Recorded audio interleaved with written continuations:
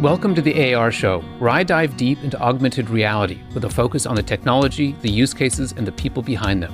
I'm your host, Jason McDowell. Today's conversation is with Jon Gray and So-Hee Wu. Jon is the co-founder and CEO, and So-Hee is the head of XR at Encore, a company building a live-streaming, interactive, AR-infused music performance app. Jon is an entrepreneur and software engineer who, prior to Encore, was the founder and CEO of Cask, a big data analytics platform which was acquired by Google in 2018. Before that, he was a software engineer at Facebook where he worked on Messages and several other large-scale data platforms. Prior to Facebook, Jon founded Streamy, a content-oriented social network of the Web 2.0 era. So-Hee has experience across many areas of transmedia industrial design, focused on experimenting with the future of products and experiences. Her special interests include AR and VR, of course, as well as the implications of AI and tech fashion. Jon and So-Hee are both graduates of Carnegie Mellon University, Jon with a BS in Electrical and Computer Engineering, and So-Hee with a Bachelor of Fine Arts in Industrial and Product Design. She went on to receive a master's degree in Industrial Product and Design from the Art Center College of Design. In this conversation, Jon and So-Hee talk about how they empower musicians to create engaging AR art to complement their live musical performances. To me, what really attracted me to Encore is being able to use augmented reality as a medium to circumvent costs and fuel creativity, to extend beyond the rules of what reality is in general and give room for really quick iteration and creative expression. And I'm really excited to put these tools into the hands of artists in hopes to give them the opportunity to create additional layers of richness or creative richness to every point of their musical artistry, wherever they are in terms of popularity and fan base. They go on to discuss how they're establishing a middle class of performance artists through the Encore Fan Experience app and the Encore Studio app for artists. We get into the business, the strategy, and even some philosophy about art and experience. As a reminder, you can find the show notes for this and other episodes at our website, thearshow.com. Let's dive in. Jon and So-Hee, all three of us actually attended Carnegie Mellon. But Jon, you added an extra element to your educational experience. You took a year off after your freshman year. What motivated the time away, and how did you spend it? The motivation for my time away was the shock and awe to my psyche and system of spending the first 18 years of my life in Los Angeles and moving to Pittsburgh and having my butt handed to me in a way I didn't know was possible. And I was also freezing cold and a whole bunch of different things around culture shock and personal shock around thinking I was really smart, knew what I was doing, and then realizing that I wasn't that smart and had no idea what I was doing. It definitely, rocked me. And I was fortunate to make a lot of really great friends. And that's probably one of the big reasons I ended up coming back. But in that year off, I moved to the beach in Santa Barbara and didn't do that much. I went to Santa Barbara City College and I took art history and I took beach volleyball. And about halfway through that experience, I was reflecting on where it was heading and decided that I was handed an amazing opportunity to go to Carnegie Mellon and to get a computer engineering degree. To not take that incredible opportunity to see where it goes would be a colossal waste and something that I don't think I would have reflected positively later on in my life. It was literally one of those singular moments where I was sitting on the couch with my friend and didn't want to be sitting on that couch for the next 10 years of my life. And that really, really lit a fire under me to really look at the things in front of me less as things that I had to do, which so much of my life to that point felt like I had to go to high school and I had to go to college and these were the things I had to do. And it came a lot more about my choice, about really wanting to seize the opportunities that I had, to see what I could do with it, how hard I could push myself, where I could actually go. And I didn't really stop working until 3 years ago. And I finally sold one of my startups and I had a moment of time to stop working for a little bit. It definitely lit a big fire under me, made me really hungry to go see what was possible and how much I could do. And also I wanted to prove to myself that I could do it. And Carnegie Mellon rocked me a little bit at first. And, you either get back up brush yourself off, go again, or you walk away. And for me, I wanted to get back up, go back to battle and win the battle. And, I tend to be somebody who doesn't reflect and like get that proud of things because I'm always going to the next step. But for sure, as I think back to the entire process, and anyone who's been there can have some compassion for the feeling, it's like, no, it was hard.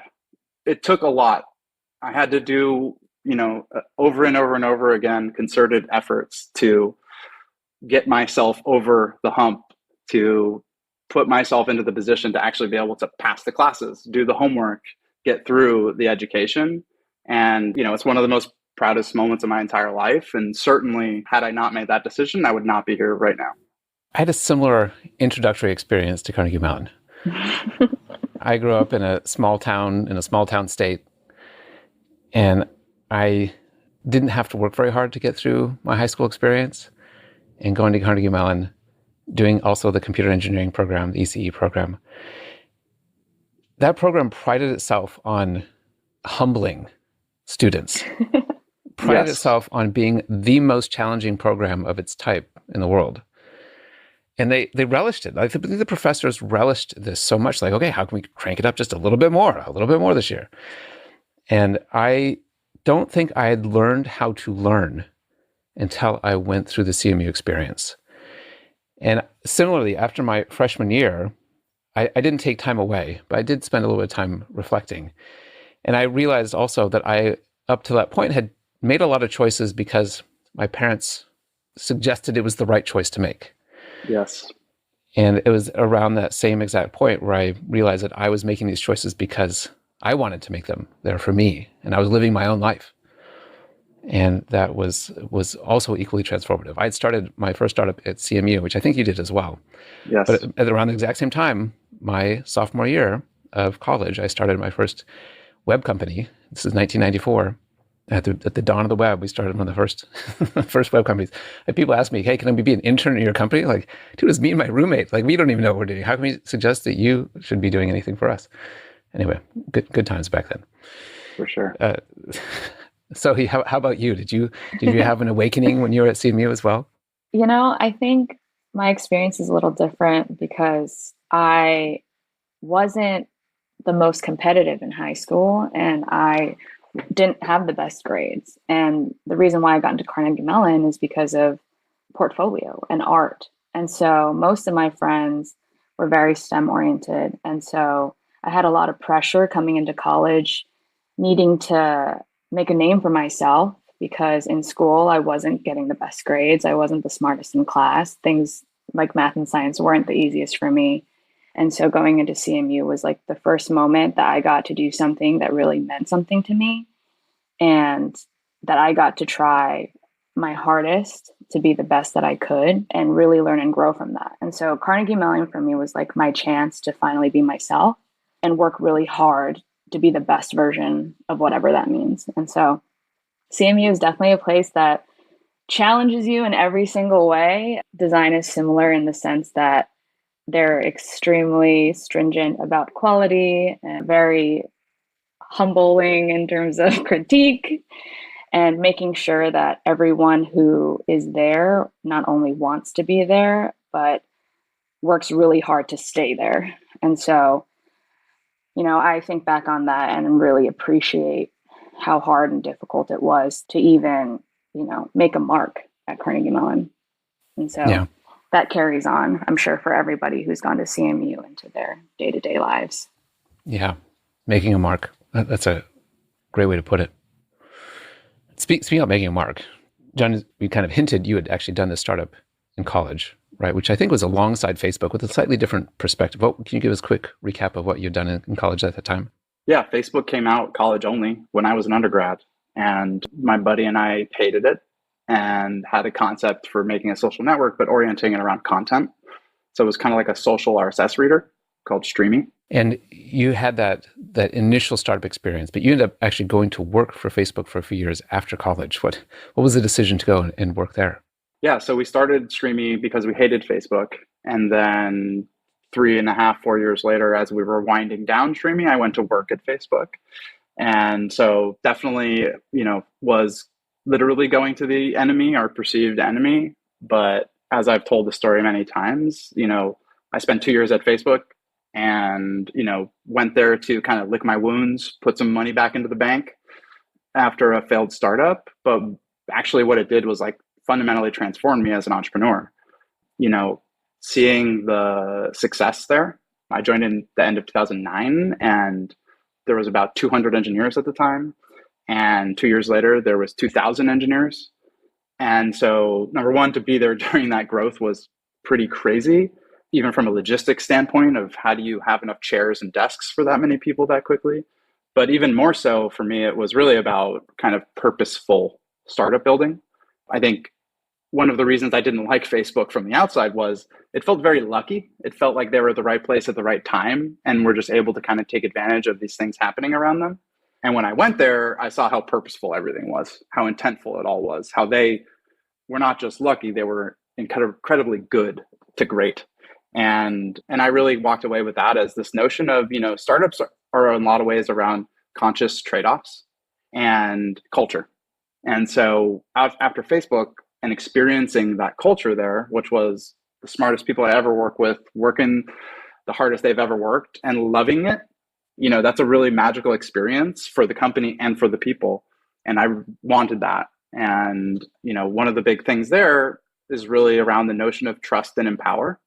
And I think there's actually a lot of corollaries to Carnegie Mellon grads in that, because ultimately hiring people who you can trust and then focusing all of your energy on empowering them to do the best work of their lives is this really cool equation that allows you to work with great people. Everyone works really hard. Everyone is there to achieve. Everyone's there to do their best work. And you just move forward in this really fast way. And I think for builders, fast is fun. You want to do as much as you can. And that was what I learned there, was how to move fast, how to have fun, and how to make trade-offs in how you run your business to actually create the culture that you want. You had your next crack at that at a startup that was really very a different direction. It's a big data integration platform that Google ended up acquiring. And we'll come back and chat about that here just a little bit. But then in this current startup, you're focused on streaming music, creating a new kind of musical experience, both for artists and for the fans. What drew you to Encore? What motivated you to create, a new way of streaming music? For sure. I think, my last company, an enterprise software company, in many ways, I was trying to optimize for a better chance of success. Consumer is tough. I had a consumer startup. It was tough. And I worked at Facebook where everything was working. And it's really, really, really hard to replicate that. And so, took a lot of the really hard problems that we were solving at Facebook and was like, hey, there's other companies that are going to want this. This is something that I think I can sell.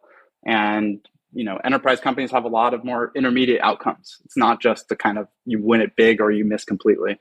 And I think that was a lot of went into my last decision was, I want to go deep on tech and build stuff and then convince people that I'm adding value and win them deal over deal. And there's something really nice about that because you can control it in so many different ways. What I lost there and what drove me to Encore was really that we had no mission. We certainly had missions. We had a vision statement. We had a reason for existing. A lot of that boiled down to saving giant Fortune 500 companies money and time.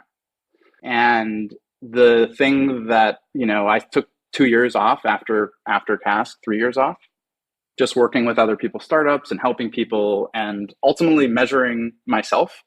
What calls do I have where I have more energy at the end than I do at the beginning?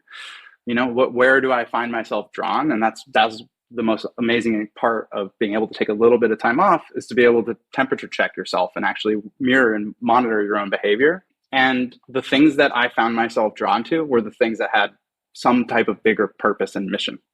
The entrepreneur friends that I had that I was the most jealous of were the ones who were literally saving lives or the ones who were literally helping people have a career.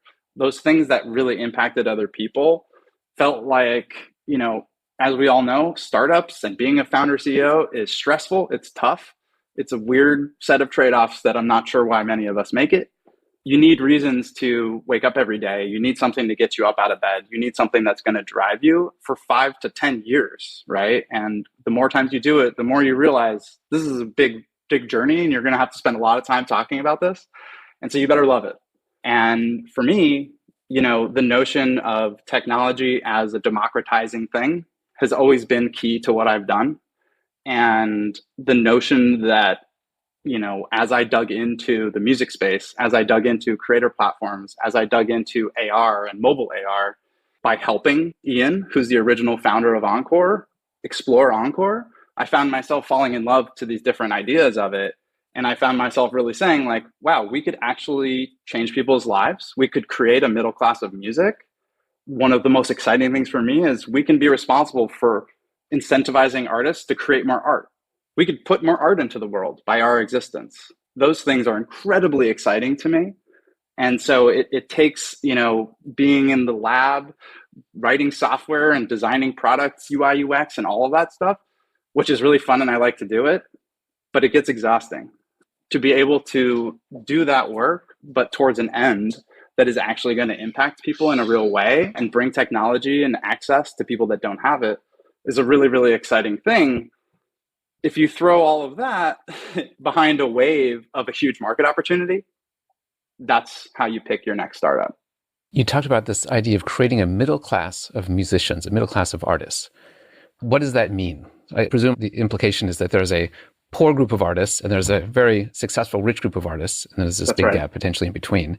That's right. And can you expand on that? What is the typical experience? I think when we think of artists, generally we think of the big names that we all know. Yep. We know of the stereotype maybe of the starving artist. Can you kind of talk about the market dynamics and why there are only the two extremes and there's a missing middle class here? Yeah, and the reality is like the extremes are really the head is very, very, very small. The tail is very, very, very long in music. And so music is not even a 1%er game, and maybe not even a 0.1%er game. It's more of a 0.01%er game. The artists that you're familiar with are in the 0.01% of artists. If you look at a platform like Spotify, right? So artists make a majority of their money today in streaming revenue. That's where a majority of the market comes from. 1% of artists drive something like 98 to 99% of the revenue. I believe the top 0.1% take home 90% of the revenue on Spotify. Let's repeat that. The top 0.1%. The top 0.1% takes 90% on Spotify. Takes 90%. Wow. So that tells you what the dynamics are of the music market, right? In many ways, like being an artist is almost like being a YouTube vlogger. If you don't have millions and millions, you're not making a living, right? And there's this long tail of people who have thousands or tens of thousands or even hundreds of thousands of listeners, of plays, of all of that stuff. And they have a full-time job that has nothing to do with music. And I think that, number one, it's because of the nature of streaming. Streaming is a kind of a zero-sum equation. Spotify and the DSPs, they take a percentage of their revenue. And then as an artist, you take your streams and you divide it by the total number of streams that month. And so artists are actually competing with one another for a fixed pie. And if you can imagine that an artist like Justin Bieber and Taylor Swift and Drake and massive artists, when they release big albums, when they have a huge impact on everyone else's streaming revenues, right? December is famously the Mariah Carey month. Every artist does a little worse because Mariah Carey's Christmas songs do so well. And so it's a very interesting kind of zero-sum world in music. And so music artists, to be able to make it, have to find followings on social.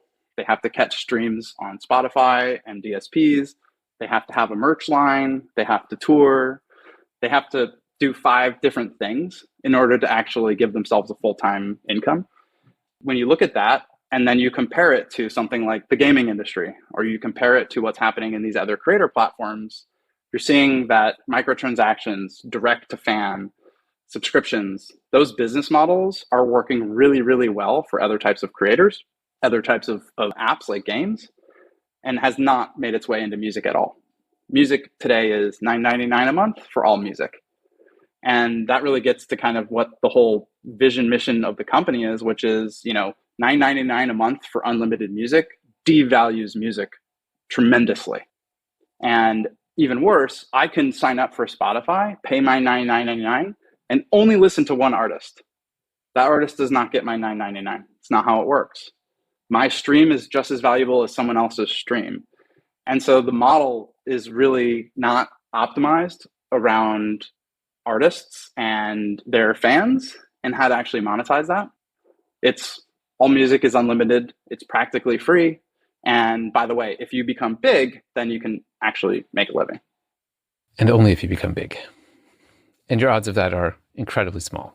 Yeah, I mean, it's a 0.1% game, like we said. And here's another statistic: 60,000 new tracks uploaded to Spotify every day. Every day. Every day. So you're talking like 2 million new songs per month that you're trying to get discovered in between. And so there's something really exciting about that. You know, there's some metrics out there about how much more music is created now than in prior eras. And it's insane, right? Because music production technology has been democratized for over 10 years. And now it's going into your phone. And so people can create music more easily than they ever could. And now they can distribute it because you don't need a record label to print your CDs. You need an API to push it to a DSP. And so that access has created tremendous amounts of music in the world. But for the people making the music, it's become harder and harder and harder to make a living from it. And I think the backdrop for me, which is really interesting, is music's never been bigger. People actually listen to more music now than they did 5 years ago. There's big things that got created like TikTok and Peloton that in so many ways would not exist without soundtracks, right? Music is really at the backbone of those two things. And artists are not making a ton of money from their Peloton rights. They're not making a ton of money from TikTok, right? In many ways, the opposite's happening. And these things are, again, just ways for artists to be discovered, hoping to then make money through other routes.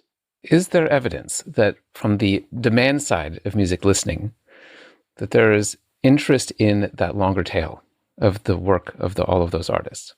Maybe it's the case that we just all really only want to listen to Justin Bieber. Or is it the case that we actually want access? It's a really, really good question. And I think, something that is definitely was more of an open question than when we, have now been in this company now for 18 months. I think one of the things that gives me the most urgency around what we're doing is that it's all there in droves. So what really we're tapping into today with the artists that we work with is nothing to do with discovery. Ultimately, discovery is really important for artists and fans, right? Artists need new fans. Fans want to find new music. We're not even in the discovery game today. Encore is in the monetize the following you already have game. So the artists that we work with, the ones who are most successful, you probably have never heard of them, but they have a Discord and there's 2,000 people on it. They have 50,000 or 100,000 monthly listeners. They've got 500,000 followers on Instagram, right? Vast majority of music fans have never heard of this person, but they have super fans. There is a group of individuals whose username is a play on the artist's name, or they're that artist's fan, whatever. That artist has fan accounts about them. And that actually happens at scale. There's thousands and thousands and thousands of artists who have thousands of fans. Today, they're looking for ways to monetize and engage that group, and they struggle. And so what's really exciting for us is how we work with artists, and we really just add to what they're already doing. We don't ask them to stop doing anything. We just add something new that they have. And so what's really cool is we tap into existing fandom, an existing following, and we give the fans new experiences that they wouldn't have without Encore. They give the artist the opportunity to do the experience, but more importantly, to monetize that and actually get paid. And so we're really just introducing this new medium, which is like mobile live AR performances, which really just leans into the superpower of artists. They're live performers of music and leans into what fans want, which is performances from the music artists that they love. This goes back to, I think it was Kevin Kelly who had written this book or essay about this 1,000 true fans or 1,000 raving fans, this sort of thing. And so what you're describing is that you're giving an opportunity for the artists and those 1,000 raving fans to get connected and to support each other. That's exactly right. And I think, that's the thing we look at with the other creator platforms. They've tapped into that. You can have 1,000 true fans as a Twitch gamer and monetize that audience really effectively. And as an artist, you just can't do that today. Twitch, though, doesn't work for these types of artists, for musicians. So there are some musicians on Twitch. Twitch is a full-time job. Twitch is 4 or 5 hour streams 4 or 5 times a week. If you're an artist who is willing to do that, then Twitch can work for you. Typically what we see is that if you're someone who is comfortable like live producing with your fans watching, really great for Twitch. If you're a DJ, if you're doing something that allows you to split your attention between the thing you're doing and your audience, that something like Twitch makes a lot of sense. Twitch doesn't make sense for performance. And that's really what we're about, is performance. Even more so, short and mobile performance. And so Twitch sits you at your computer. Twitch makes it so that you have to engage over a long period of time on an ongoing basis. And what we say is, hey, you're dropping a new single next Thursday, next Friday, come promote and do a show on Encore 30 minutes before it hits the streaming services. Invite your super fans. You're going to drive more streams. You're going to drive an incredible experience, and you're going to make money. Ideally, it's going to take 15 minutes. That's compelling. So, what drew you to working with Encore? I think at the very beginning, it was the unknown.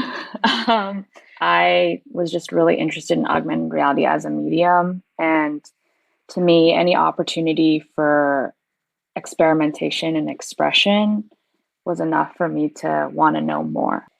I think like any kind of budding relationship, you fall in love with it more and more every day. And the reason why is because of all these, initiatives that we're really trying to add to help make artists feel like they have the opportunity to really visualize their creative dreams. And I think something that I realized in let's say the last, 6 months is getting to talk to these artists. My question has always become now, what is the cost of creative freedom and creative expression? Being someone who's trained in that, I have experience and opportunity to access those resources pretty much from day to day. But talking with these artists who don't necessarily have the resources and are banking on their success through community favors and who they know and, their buddy who maybe knows a little bit of Photoshop and all that kind of stuff, it becomes more and more difficult to add visuals into their artistic expression authentically. And you can really only put all that attention into, one song out of the many. And artists are there to tell a story through their album, through their music, and they're not able to do that because they don't have the money to front the cost, or they don't have the technology or tech experience to dabble. And so to me, what really attracted me to Encore is being able to use augmented reality as a medium to circumvent costs and fuel creativity, to extend beyond the rules of what reality is in general and give room for really quick iteration and creative expression. And ultimately, as we're getting closer and closer to putting the app into the hands of artists, I'm really excited to put these tools into the hands of artists in hopes to give them the opportunity to create additional layers of richness or creative richness to every point of their musical artistry, wherever they are in terms of popularity and fan base. There's one element of adding a visual component to the storytelling, but here you're talking about augmented reality. There's another dimension in adding AR. Why does AR make the experience better for the fans or for the artists?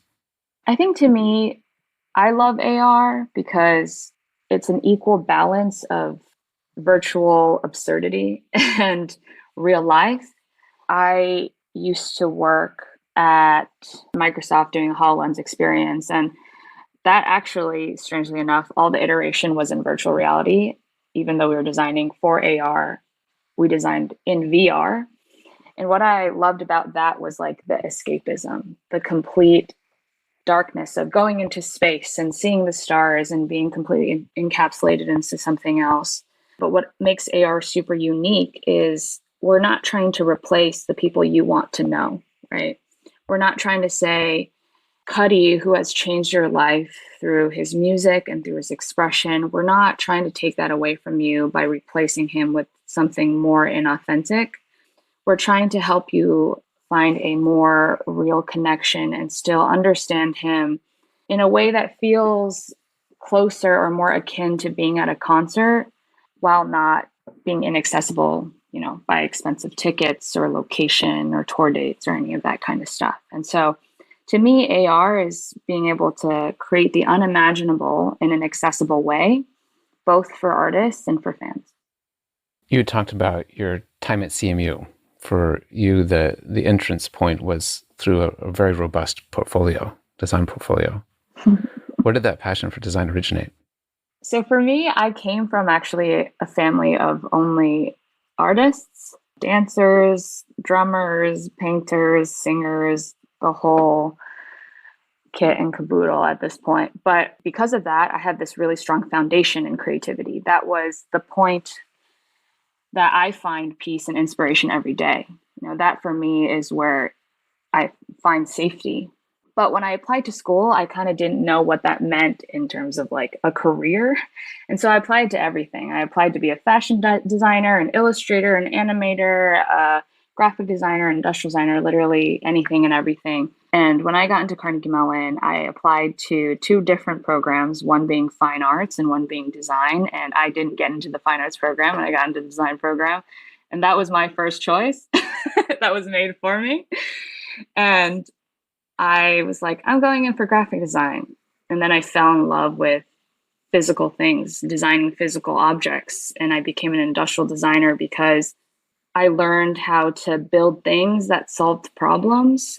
And I always like to talk about kind of my most impactful takeaway from like the first class. When you choose industrial design, they take you in the shop and they're like, these are all these tools. You're probably going to cut your finger off. Don't do that. You're going to stand for hours. But the most important thing we're trying to learn is how to use physical form to create an instruction manual. And I really like this idea of a shared understanding without explanation. I think it made design for me not only really utilitarian and a career path, but still satisfied the emotional poetry for me. And I think that still continues to be my 2 driving forces is how do we use physical form, even in a digital space, to solve a problem without losing the abstractness and emotional fulfillment of creating art? As you went from this focus on, this particular class was one specific class across all of your classes, and you said this, the beauty of the poetry in this thing was how do you communicate, how do you have shared understanding without explanation, which I think from any sort of design, that's, you've mastered it if people understand it without needing any sort of explanation. As you kind of went through school and as you went through your various artistic expressions throughout that time and after, how did that evolve for you from being more focused on the physical objects to being more focused on digital embodiments, maybe of physical things or of tangible things? Yeah. I think with Carnegie Mellon, it's really hard to avoid technology because the whole school is embedded in invention. No matter where you go, you might stumble into a robot trying to give you a high five or something, And so even within traditional design, you're always encouraged to look at the future and how design will change. We were never rooted in only holding on to the artisan practice, but what you imagine design to, or how you imagine design to make an impact in 10 years and 15 years and 20 years and 30 years. And so the reason why the digital became really interesting to me, and then eventually, virtual reality and augmented reality, which I was actually introduced to in grad school, it was the fact that when I looked at a digital object that had 3 dimensions, I felt that we were treating it still like a 2D object. We were treating it as a background. We were treating it as a small part in a huge story, because this medium was created through gaming, the gaming experience, these extremely extravagant environmental designers and great storytellers. And I never got the satisfaction of the relationship between a person and an object in virtual space. So when you're designing industrial design, we're not designing a space. We're just designing a very intimate relationship between you and a product. you and a mouse, you and a cup, you and a backpack.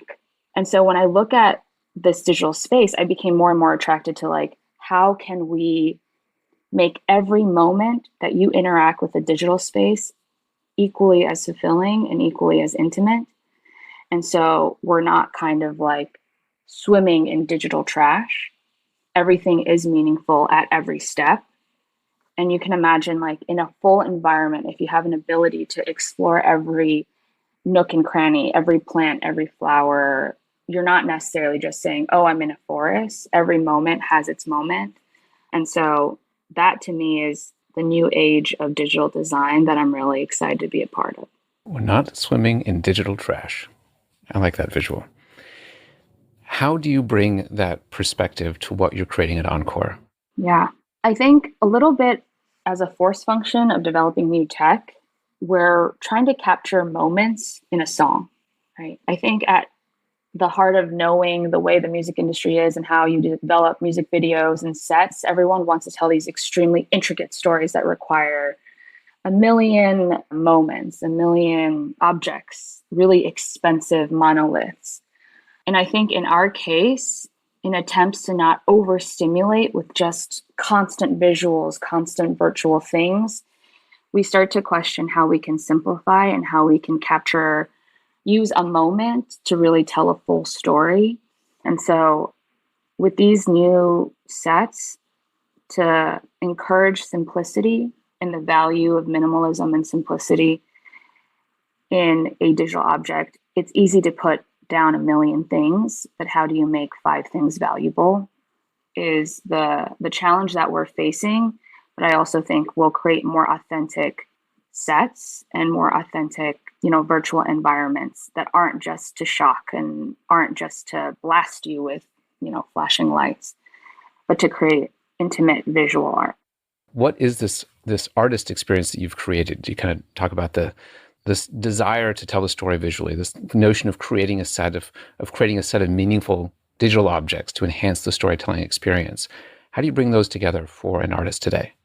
I think it's the idea of customization, and that sounds really productized in kind of a weird way, but I think every person comes with what they imagine themselves to be, right? And maybe for some artists, that means who they are today versus who they are in their full discography over time. But our goal is to make sure that people are able to contribute through their own images or their own, custom art or how they want to build the scene.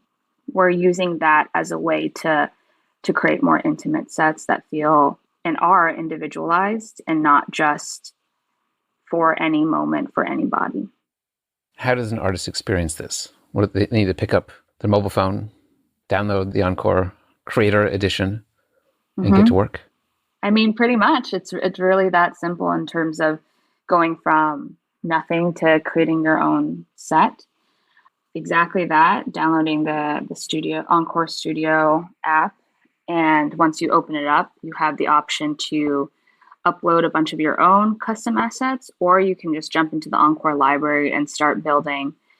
And what's awesome about it is that quick iteration. I think with any kind of artist or designer, sometimes it's so hard to put something down because it feels like that's the thing that's going to last forever. That's the idea you have to run with and tell everybody about. But what's awesome about democratizing this tool and being able to put it into the hands of artists is they can design iteration after iteration, and it can take, 5 minutes. You can spend 30 minutes on it. It's really up to you how detailed you want to be.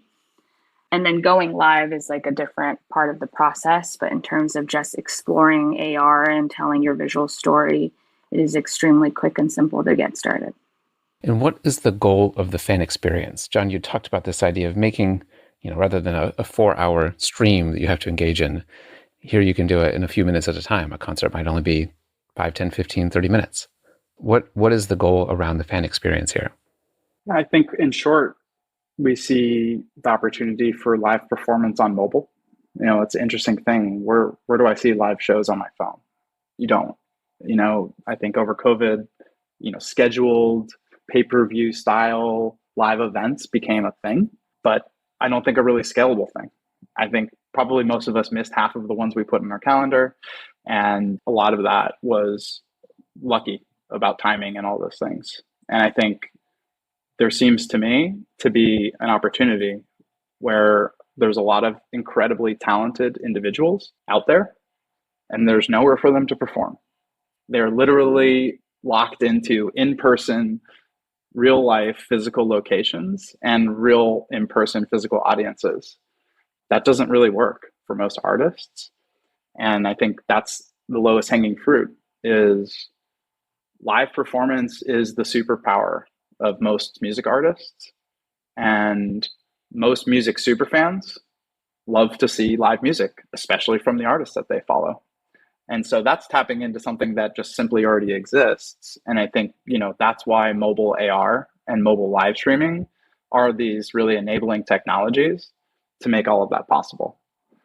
Listening to So-Hee talk is awesome about the way she thinks about all of this. And I could not agree more. But to me, it's, all I can hear is this very direct connect between, industrial design with utility and purpose for a function versus design for art's sake. And I think that's kind of one of the big things that we're here to do on the AR side. I think there's been some incredible live music AR performances out there. There's been some incredible VR music performances out there.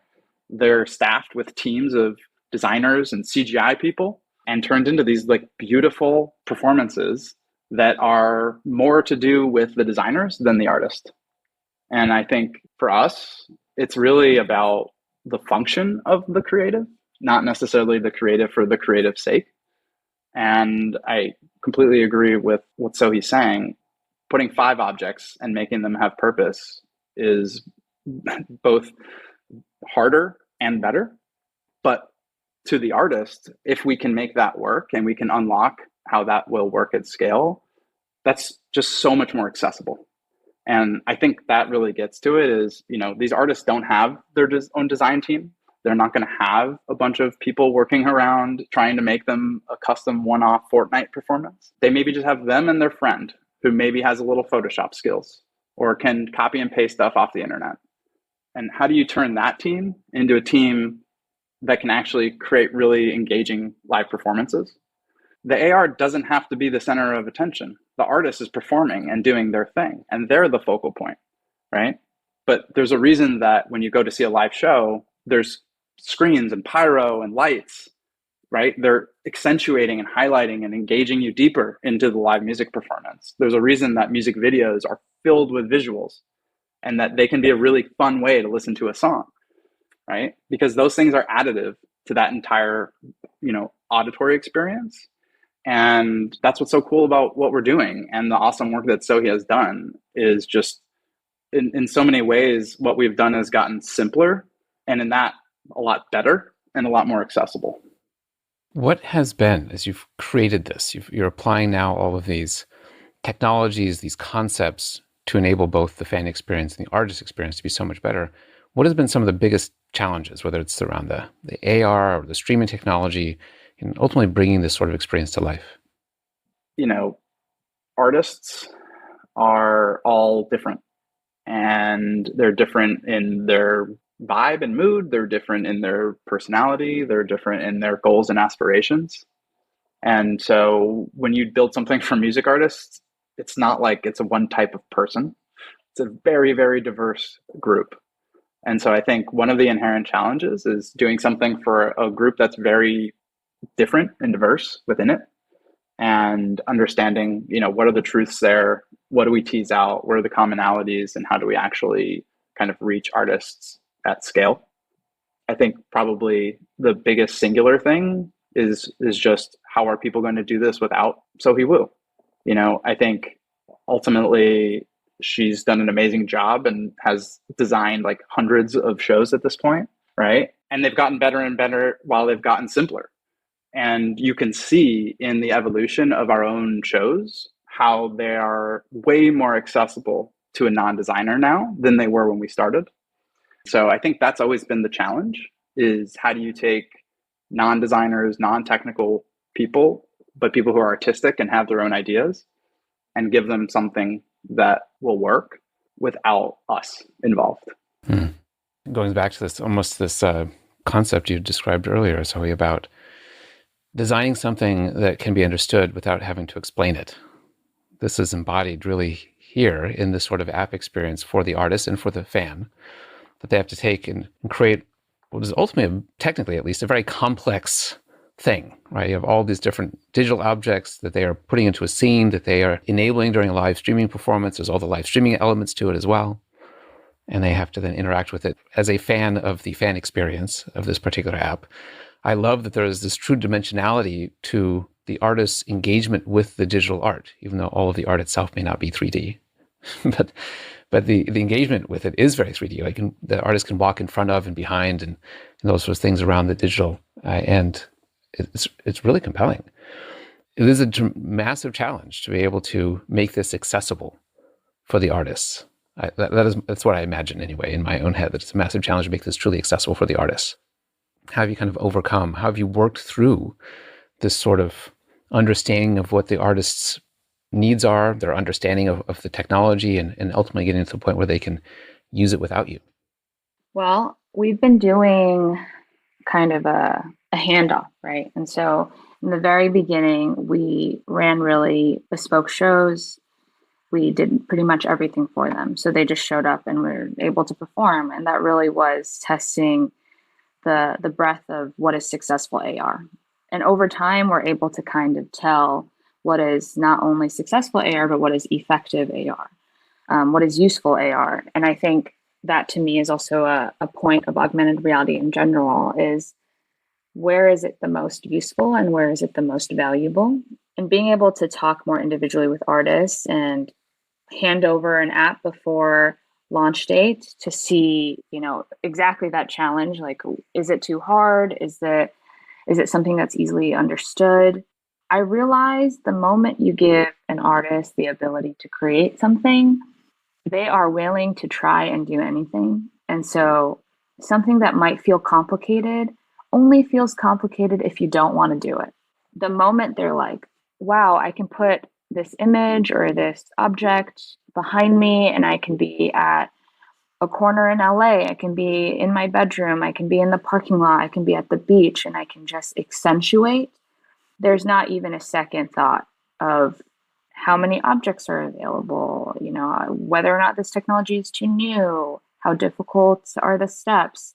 They're willing to learn it through every step. And I'm sure no matter what industry you're involved in, it always feels more difficult if it's homework, and it feels pretty freaking fun if you want to do it. And so I'm surprised actually at how easy it feels for them when they've really, a lot of them have never interacted with something like this before and they're really non-technical. It seems not to matter. It's amazing.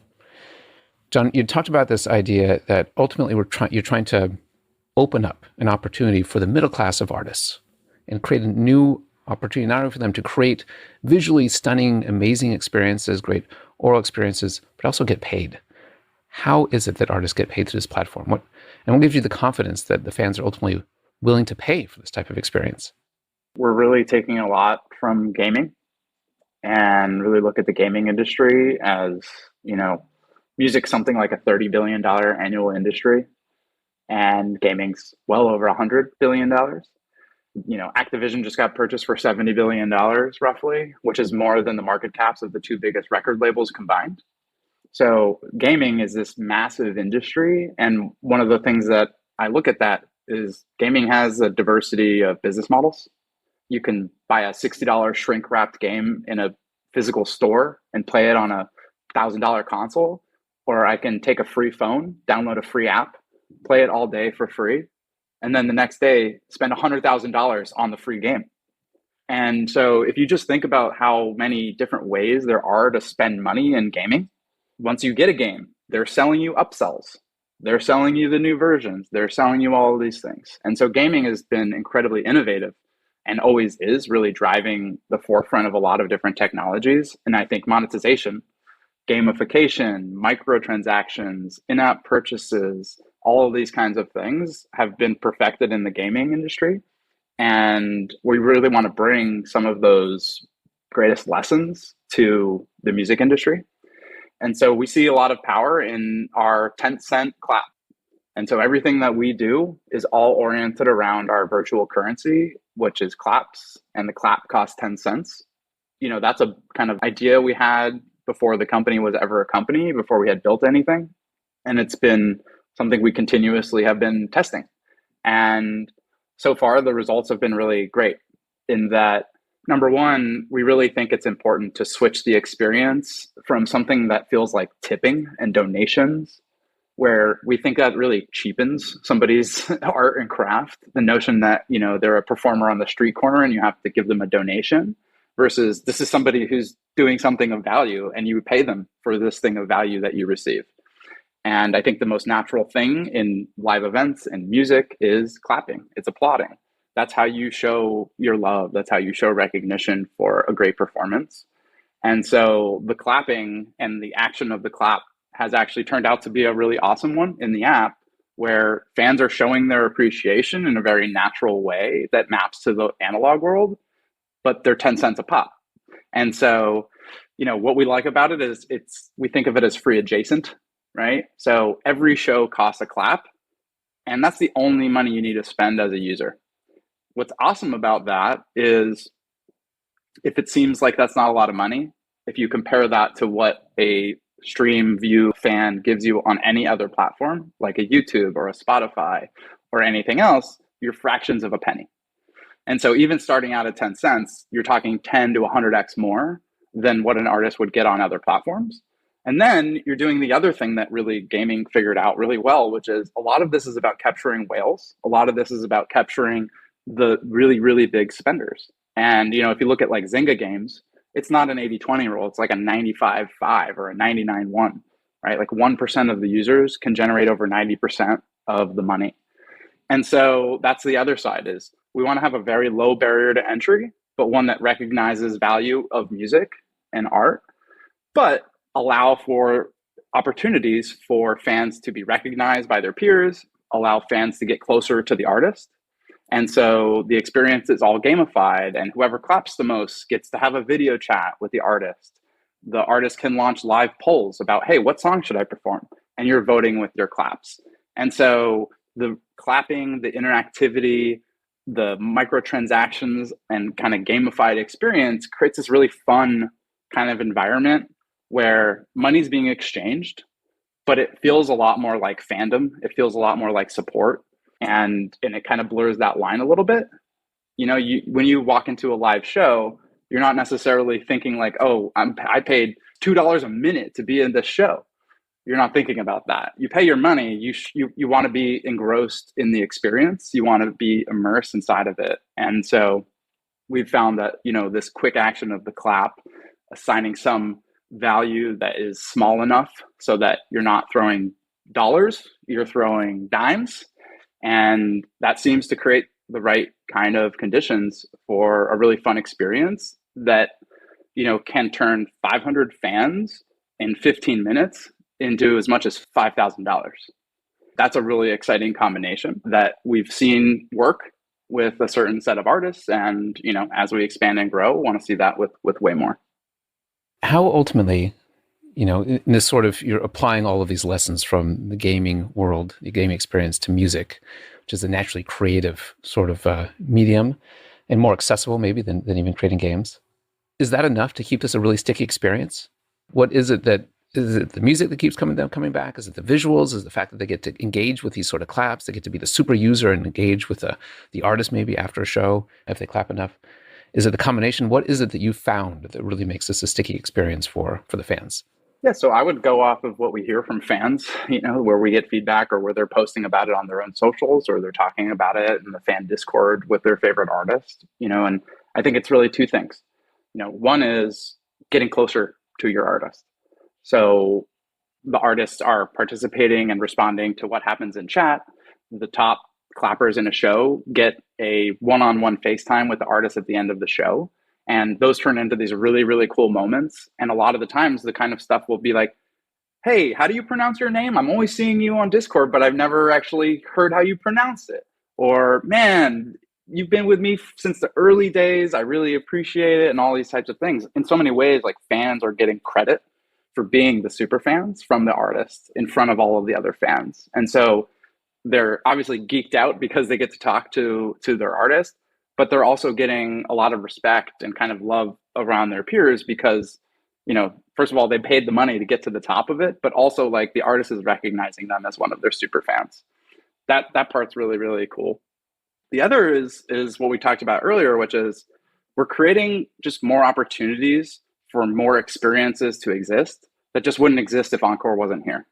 And so when you look and we just actually had some pretty cool, we've been working with an artist, DC the Don, for about 6 months. He has an album that comes out actually this Friday, really, really highly anticipated. Leading up to the release of this album, we've done, I think, 4 or possibly 5 single drops where a single's coming out and DC has come on to Encore the night the single drops and does a live performance for his fans of the new song. And then he's always doing another encore and then usually a poll and letting fans choose, hey, what fan favorite should I perform? And so he's done like 5 performances for his fans. Each time you have 500 to 800 people showing up, he's making $3,000 to $5,000 each time. And so what you end up is, okay, over the past 6 months, had he not done his encore shows, all that would have happened for his fans are releases to Spotify and the streaming services. And he did 2 really small live shows where he was part of a group of a bunch of other artists. Both of those were in Los Angeles. The only opportunities you had to engage with DC over the past 6 months were on his Instagram, these 2 500-person live shows in Los Angeles, and a bunch of Spotify single releases that you listen to by yourself. Instead, we had 5 amazing live shared experiences between him and his fans that he loves to do. The fans eat up. They talk about it. They screen record it. They post it. They are there hours before the show starts talking about what's going to happen. And so we're just tapping into a fandom that already exists and giving an artist this new lane, this new tool, this new medium to actually express what's already out there in the world. And I think that's what's so exciting. And that's kind of, the thing we always talked about with the company early is like the music artist is the creator left behind. They're the original creator. There's more super fandom in music than anywhere else, except all of these things we talk about, the 1,000 true fans, these creator platforms, this direct model to fans just doesn't exist yet in music. And, what we believe is that AR and mobile technology is actually this really powerful force for accessibility. The challenge is no one wants to watch you on a selfie cam on Instagram Live because there's an expectation of low quality. There's an expectation of this is idle chit chat. There's an expectation on both sides of that equation. And, we really see that, first of all, flipping to the world camera, where an artist is now standing up in the world and performing to something instead of talking to their phone like they're having a video chat, changes the mood immediately. And then, like we've been talking about, just the right amount of visual design allows to accentuate, highlight, set the mood and create those moments that are going to make that performance, which even analog would still be good, into something that's great and really feels like an elevated piece of live content. How important is it to be live? Great question. We believe a lot in the power of live. A couple of different reasons. One is live is both more exciting and more forgiving. So there is something to every party involved that makes it a much lower stakes, but higher engaging kind of experience. So if you can imagine, okay, I'm going to do an AR performance of this song, okay? And in one world, I'm going to do it live one time for whatever the fans are there.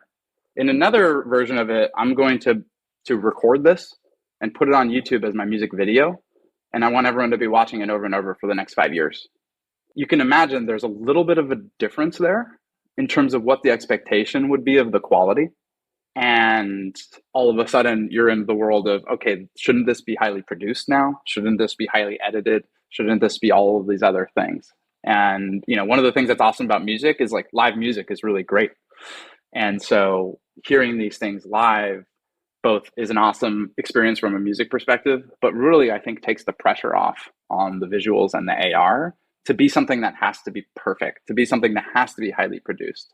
I think as soon as the requirements are really, really high production that actually involve expertise and tools and offline and all of this kinds of stuff, you've lost the plot. Take a lot of influence from stuff like TikTok, right? To me, TikTok is in many ways as simple of giving a consumer level video editing tool that all of a sudden made anyone possible to create these really nicely edited videos synchronized to music. So it's an automatic editing tool that allows for this higher kind of quality of content to be produced by anybody. And so now it's like, I don't have to worry about the technology and the tools so much. I worry about what I can do with my creativity inside of these constraints. And that's a lot of what we think about as, here's our new constraints. Here's our new system for how you can be creative. It's really easy. You see an image on the internet, you want to take a photo with your phone. Here's how you bring it into your AR world. Do whatever you want with that. And that is really exciting because it's very open-ended, but ultimately like really accessible. How do you grow from here?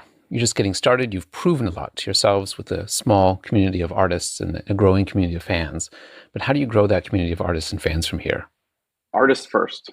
We're a very artist-centric company. I beat the drum of artist success as really the mission and core of what we are here to do as a company.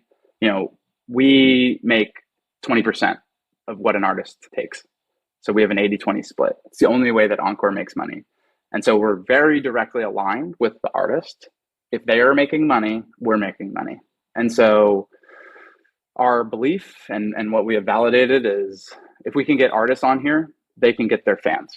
And we've created sufficient tools on the artist side and sufficient engagement on the fan side for that to work.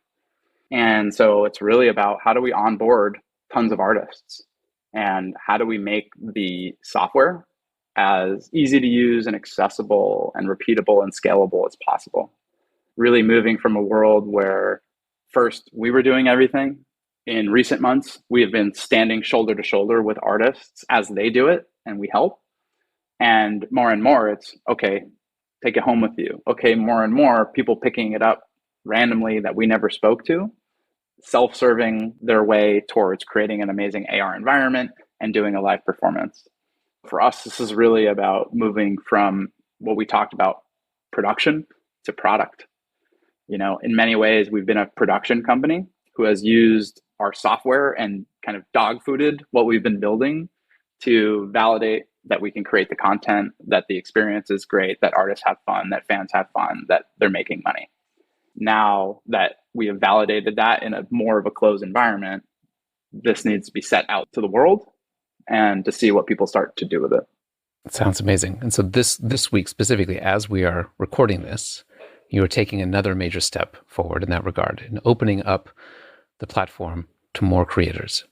Yep. So starting February 16th, anyone will be able to download the Encore Studio app, which contains all of our AR capabilities in terms of how you can build worlds, upload your own content, save them, share them. And then you have to become an artist to be able to perform shows. Anyone can download the app, anyone can create their account, and then they submit to us to become an artist. And we are quickly onboarding lots and lots of artists onto that. Soon there'll be an overwhelming number of concerts. That's the hope on the platform available for their fans. Exactly. Yeah.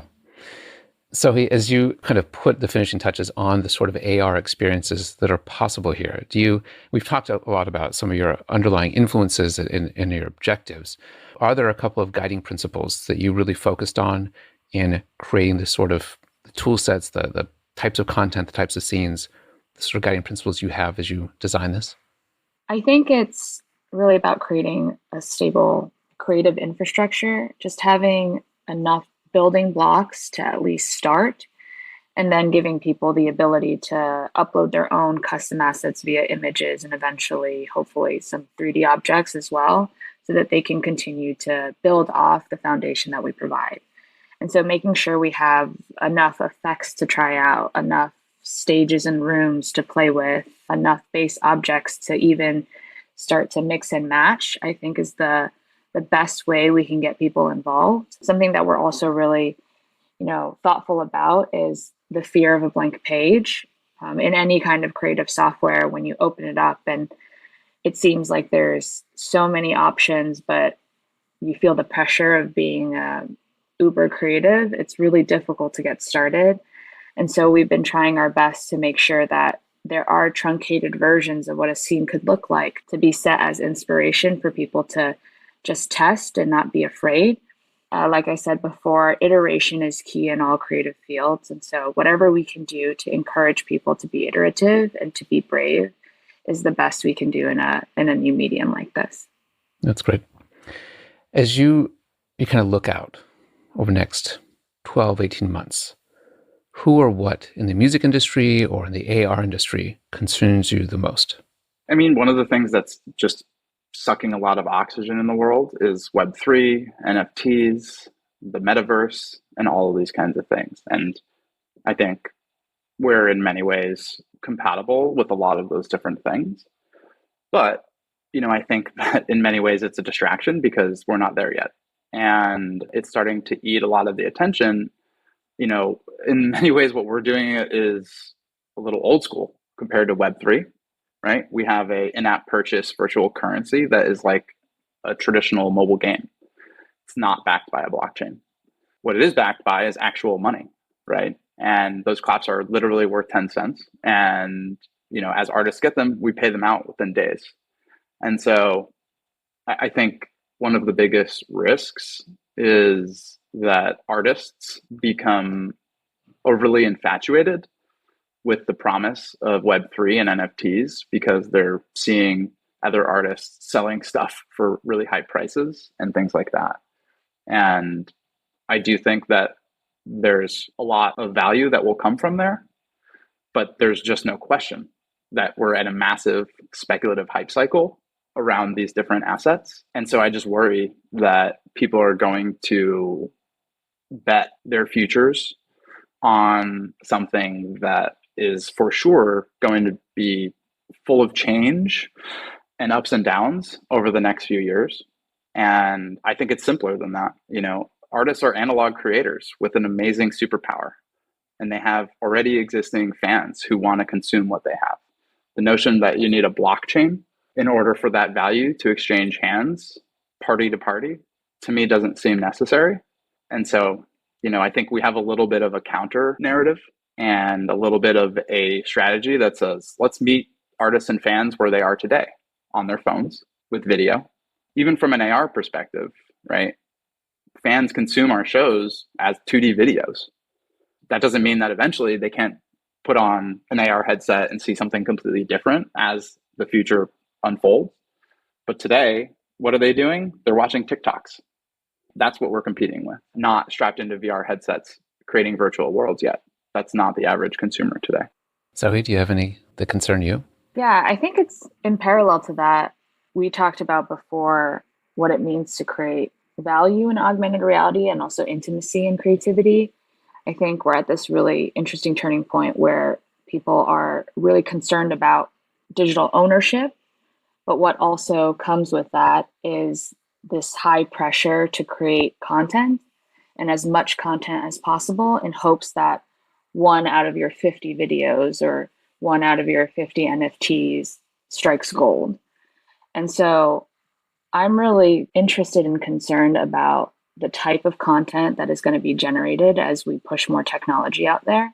And I'm wondering if augmented reality can actually take a step back into what it means to be authentically present physically with the layer of, digital art and digital technology without it being, how can I just create as many AR scenes as possible because it will be hopefully the most liked thing I've created in the last month or something like that. And so, we talk about what is the mimification of music, right? Especially in something like TikTok, where things are supposed to be trendy and catchy and be recycled and remixed over and over again. And oftentimes you don't even know the artist, you just know the clip. We're hoping that because our experience is so fan and artist relationship centric, that we're not encouraging that type of behavior. We're still on the camp of art has, meaning, and creating visuals for your shows is not just to create a memeable moment, a viral moment in the sense of just, the algorithmic virality of a lot of content today, but it's seen by a lot because it's cherished and loved by a lot. Creating true authenticity with the real artist in that moment. One can hope. One can hope. Let's wrap up with a few enlightening round questions here. What commonly held belief about AR or spatial computing do you disagree with? I think for me right now, everyone's very defensive of what it means to be a part of the metaverse. And because of that, augmented reality is kind of thrown up in the mix of, is it even considered a new world? Is it considered a digital environment? Is it even the metaverse? Is it, this debate of what is augmented reality and why is it, or why isn't it the future of digital environments? I think, to me, I feel like it's not that cut and dry. For me, I think every transaction, every footprint we've ever made digitally is a contribution to your metaverse or your digital self. And so because the word metaverse is going to change from now until it's no longer a buzzword, I'm not worried about defining whether something is the metaverse or not. I'm more interested in what value does it provide and why augmented reality is even worth, our time and effort moving on.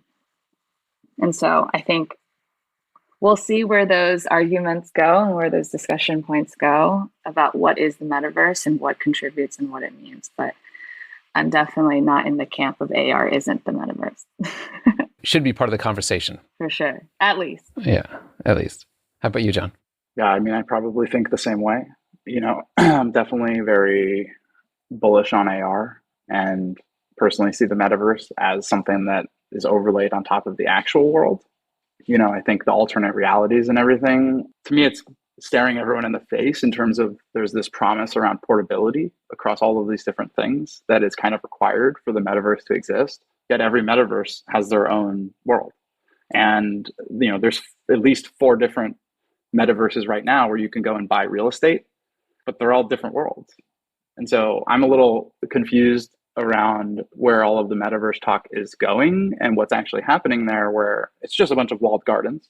There's very little incentives to create portability across it from any of those walled gardens. And so to me, there's just more of a reality of there can't be a million metaverses because that's not what it is. Really, the metaverse, we're humans, we exist in physical space. We have to. And so AR to me seems so clearly as where we're all headed because, escapism aside, I think that, reality is you exist in a space.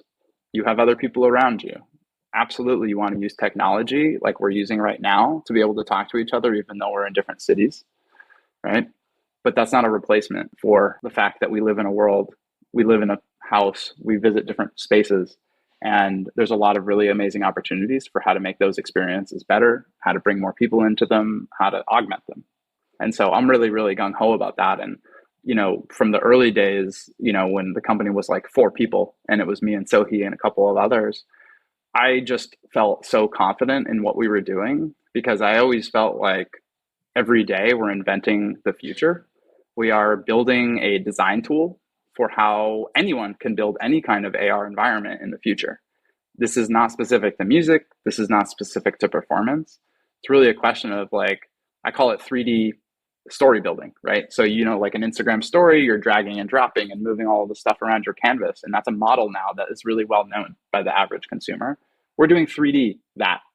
You're building what you want in 3D space inside of your environment. And it's just a really, really cool thing. And every time we show it to someone, they're pulling it in some different direction. Oh, I want to make a movie with this, or I want to make a podcast with this, or, oh, I want to make my music video. And that's, to me, really, really exciting. And I just think the future in and around AR and AR content creation is going to be really, really important. And that's where we're headed. Very nice. Besides the tool that you are building, what tool or service do you wish existed in the AR market? Just waiting for those contact lenses and those good glasses, right? Yep. Ultimately, every surface should be a screen. and, or the ability to be a screen. And yeah, I think that's all going to be really. I think the reason that I'm so bullish on AR is that it provides the opportunity for the technology to disappear in a way that's actually better than how we are today. To me, it's like there's this branch. Either we all strap into VR headsets for the rest of our lives, right? And that's certainly one future. Or through technology, through blending the digital and real worlds, we stop even recognizing the differences. And instead, it's functional. It's all oriented around what are my goals? What do I want to see? Who do I want to talk to? What experience am I trying to have? And it's not this pure form of escapism. And it's not this thing that requires you to shut out from the world called the mobile phone. And, is there really that much difference between when people are on their phones and people are in a VR headset? Like, you can snap your fingers around them and they won't even necessarily know you're there when they're so engrossed inside of their phone. And I think that's some of the promise of putting the screen into our eyes, right? As glasses, as lenses, as anything like that, or projecting it, because those things are really going to allow technology to disappear in a way and come in and out of our lives in something that's a lot more functional and less escapism, less distraction, less taking me away from the present. A more human-centric computing experience all around us. Absolutely. So, what do you think? What's missing for you? What tool do you want to see exist? Honestly, I agree with that wholeheartedly. I used to work on, HoloLens products, and I remember when Magic Leap first sent out their dev kit, and we were testing that out.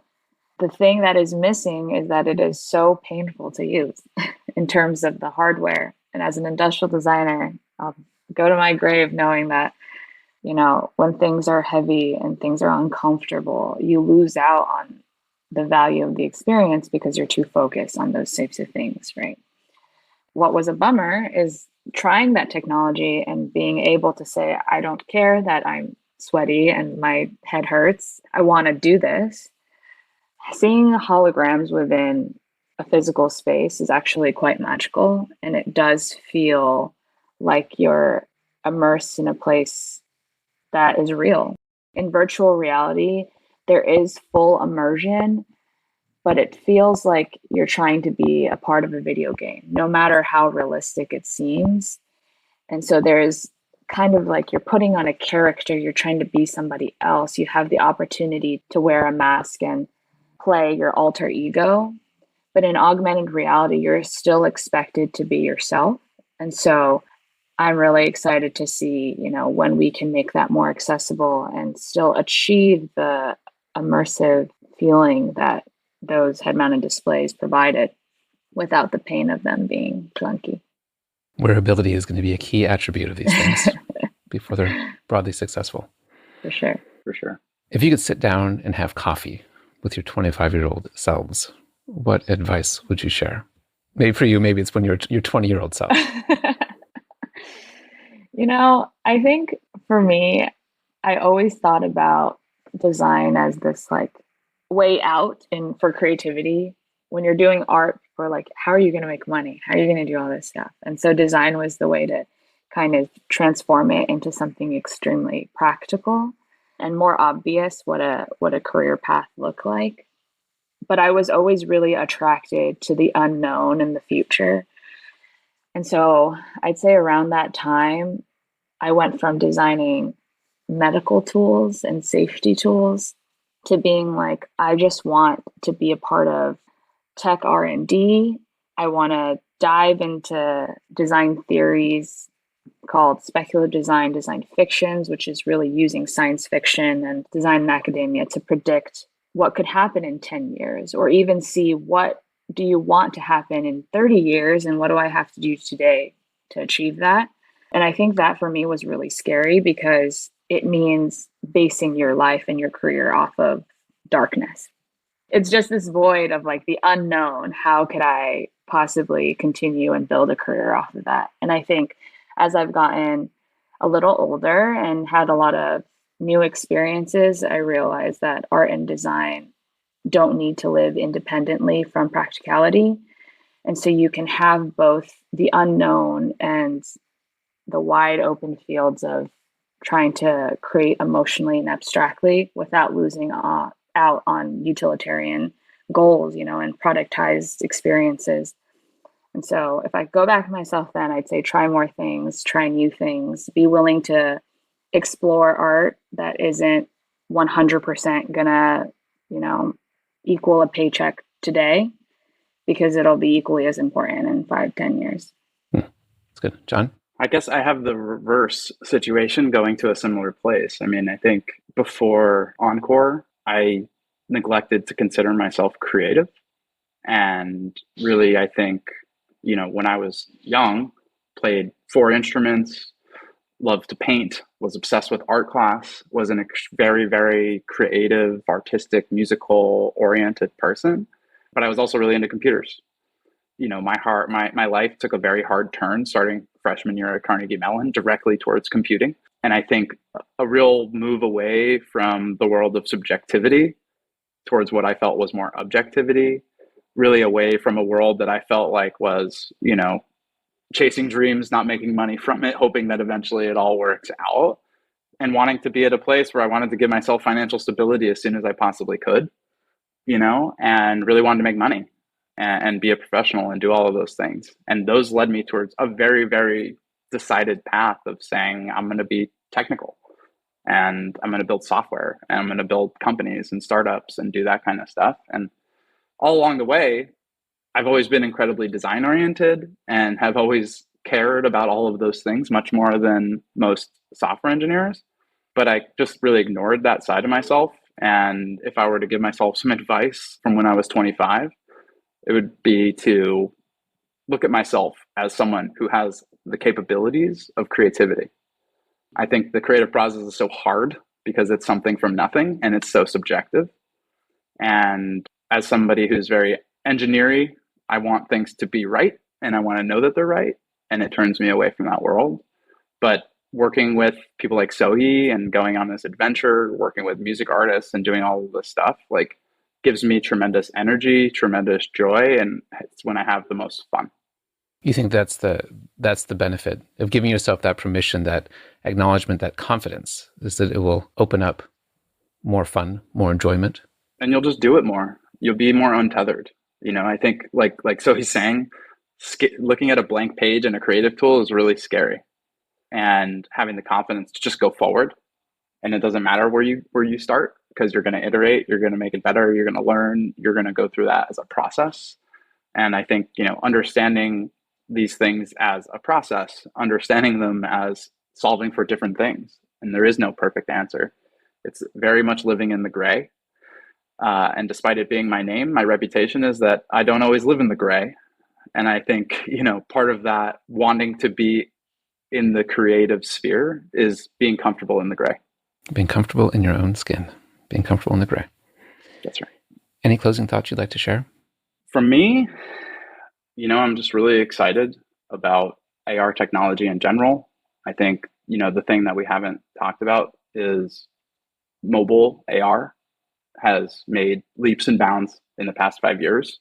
If you looked at what was possible 5 years ago, it was early days, very rough, lacking in general usability, all these things. And today you can pick up ARKit on iOS and out of the box on commoditized mainstream, personal computing hardware, doing really, really incredible things that you used to have to render on farms before offline. And now it's happening real time on a phone. And so I'm really excited about where we're already at today, but even more so over the next few years, because, I think there's going to be an AR arms race. There's going to be a lot of people shipping hardware, shipping software, making content. That's going to be a really exciting time in AR. And I'm just really feel like I have this opportunity to show people who don't know a lot about AR what's already possible today that I had nothing to do with building.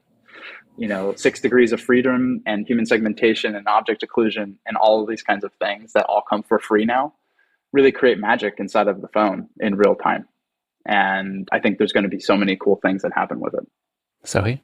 Yeah, I think coming from a non-technical background with a lot of technical friends, I'm really just excited to be able to provide this highly performative technology to people so they can create today. I realized that with new mediums, it's really inaccessible, and people are super, super creative and they have amazing ideas, but they don't necessarily have the time, or they're afraid to spend the time to figure something complicated out. And so I think with something like Encore and a lot of different resources coming out in the next 5 years, I'm just excited to see people who have been stuck in traditional materials try a new medium and help build out a creative world that we've really never been able to see.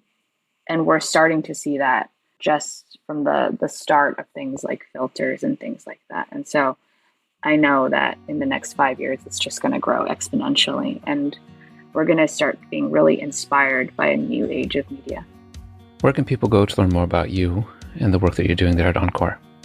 You can find us on social media. We've got a rapidly growing Discord community of artists and AR creators, and our website, clapforencore.com. Awesome. Jon, So-Hee, thank you so much for the conversation. Thank you. Thank you, Jason. Before you go, I want to tell you about the next episode. In it, I speak with Dana Hermes, founder and CEO of In Situ, an augmented reality-powered civic engagement app that democratizes city planning. Dana is a former architect and deeply passionate about urban development. We talk about our goal of developing viable, dynamic, data-driven tools to empower residents and leaders to better deal with 21st century urban challenges. I think you'll really enjoy the conversation. Please follow or subscribe to the podcast so you don't miss this or other great episodes. Until next time.